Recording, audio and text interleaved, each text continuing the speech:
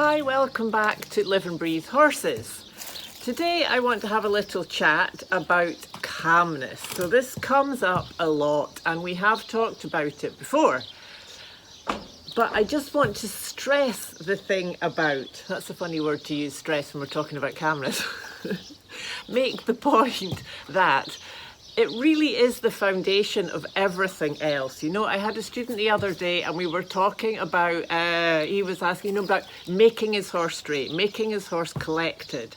So, the more you try and force those things, they're not going to happen. And those things are perhaps the most natural things in the horse, behind everything else, If they're calm, and when I say calm, I mean calm and vibrantly alive, present in the moment, not calm as in completely chilled out, relaxed and if that makes sense. And that's in us, in our horses, behind everything else. So it's not something new we have to achieve. It's letting go of all the things we've built up that stop us being there. And the same for our horses. Like if there's a storm on the ocean and you're underwater, there's still that calm, still place. So I really believe that calmness is something, to think of it as something to come back to. And when we can find that again through our breath, for me is the greatest practice for that. It's about breath, it's about grounding, it's about presence. And in that, then with everything else we do with our horses, the lessons can go in more easily for them.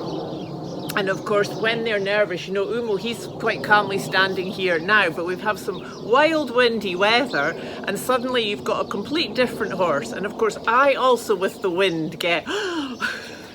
So between the two of us, that was some lovely lessons in calmness, and then it also shows up the things we need to still work on.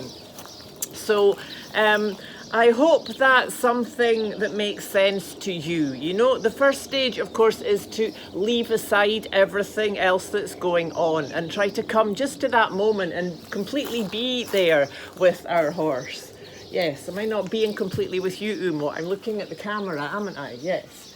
So, and especially with the riding and the work, when is the horse calm? What is it that's upsetting him? How can we make life easier for the horse? And then so many things like the straightness and the balance and the rhythm will come if we get that calm state going. I've been doing some new series with Nuno and he also stresses above everything else the calmness. I don't know why I keep saying stress the calmness.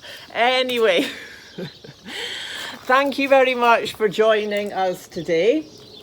Keep tuning into the light and look forward to see you next time. Umo's having a little scratch.